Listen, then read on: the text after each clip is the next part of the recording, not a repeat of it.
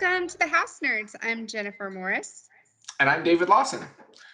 And today we're going to talk about electricity. Electricity! Yes, it's electric.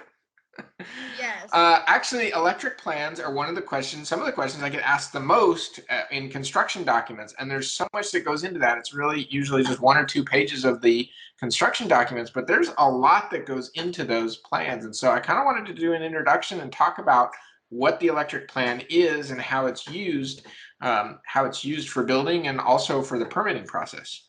Yeah, because for people like myself who are not at all savvy or educated when it comes to the electric design process, we really don't know what we're doing. So, yes, please help us understand, first of all, your thought process, how to Yeah. read plans, how to pre-plan. What are your thoughts on those topics? So first of all, there's lots and lots of symbols. So a lot of times people will spend a lot of time with me developing things like the kitchen or the bathrooms, and they understand, where cabinets go and where the sinks are and the plumbing plan and things like that. But when we get to the electric plan, there's lots of symbols, and almost always on the electric plan, there's a key, a legend, that shows you what all the symbols mean. And there's going to be lots of different ones for 110 outlets and 220 outlets and different types of switches, 3-way, 4-way, bare bulbs, pendants, recessed lighting, all of those things have different symbols. And so it's kind of important to go look at that legend and see what is actually on the plan.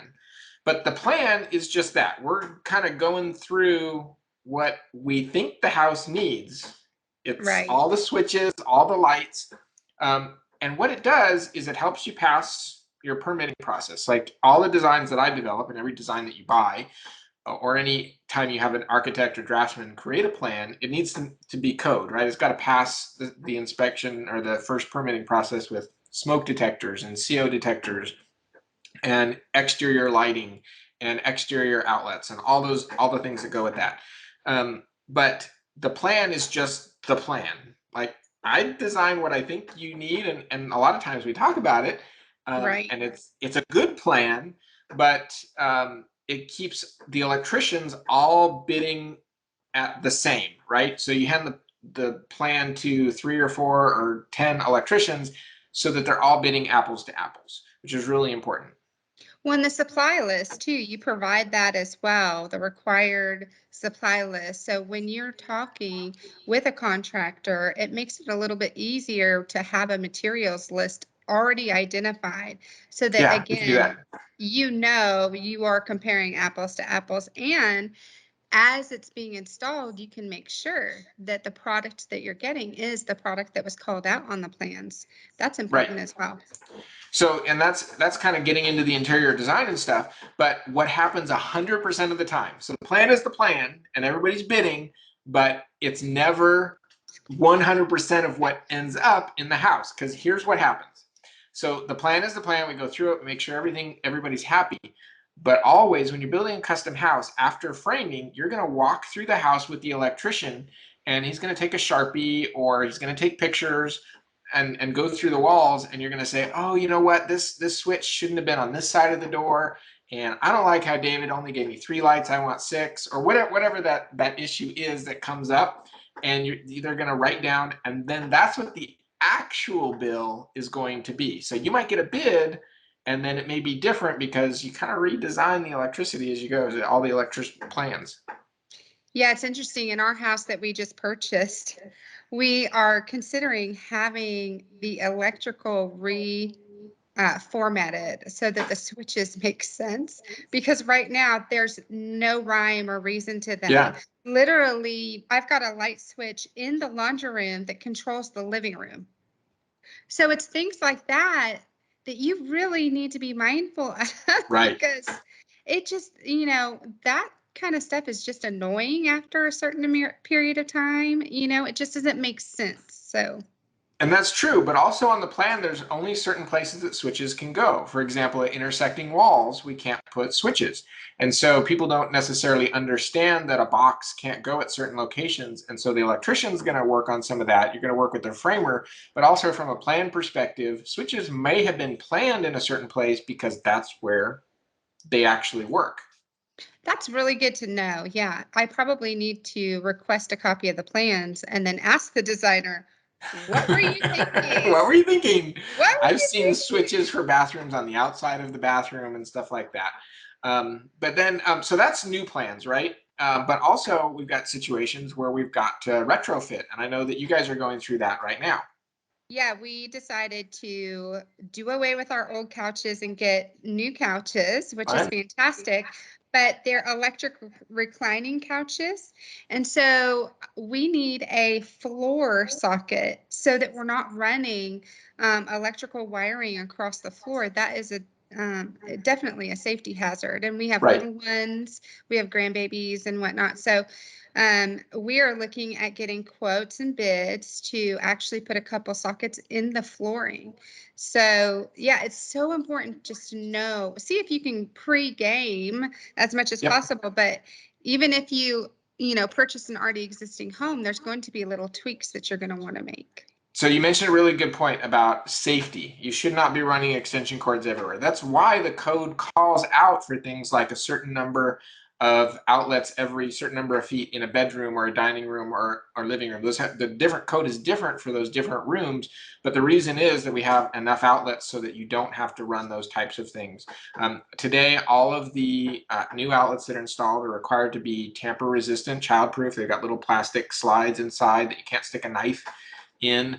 And so that goes away when you add an extension cord. You also mentioned about floor jacks. When we are planning a new house and it's a slab, all of those conduits have to be run ahead of time. You can't go back and add floor jacks. Now you're fortunate enough to be have a crawl space, so you can go back and add those.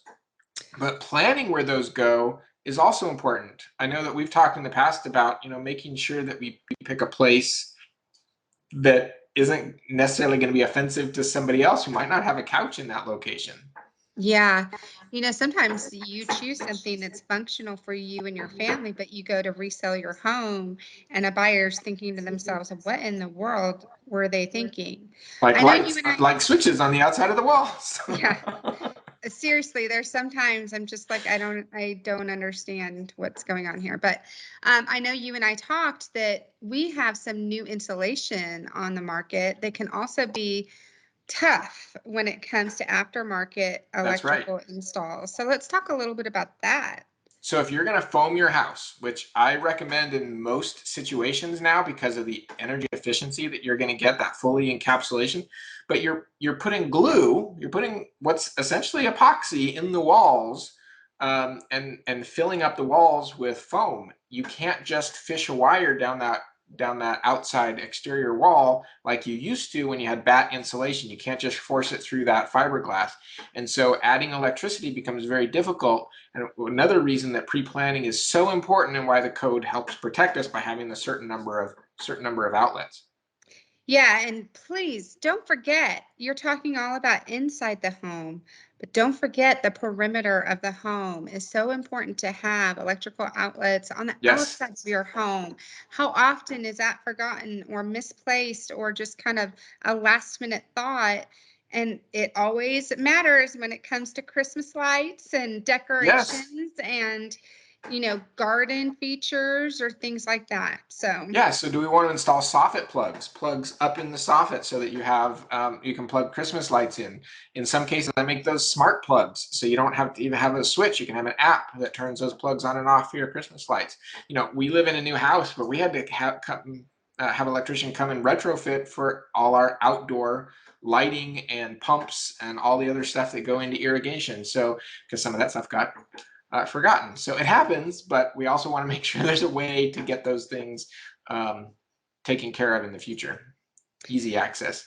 yeah, we've talked about a lot in this episode. There's so much more to talk about. If you have Yes. any questions, we would love to have the opportunity to answer them, research them, get you some answers to those questions. So please post them below. And we're so happy to have you here. Thank you for tuning in. David, do you have any last minute thoughts? Yeah, I think we're going to talk about generators and other things in the future. So come back sometime, because there's even more to electricity. You know, we talked about various places to live that are going to live in the country, and making sure that your electricity stays on, because so much is dependent on that now. Absolutely, weather. Gotta love it. Bye. Bye, everybody.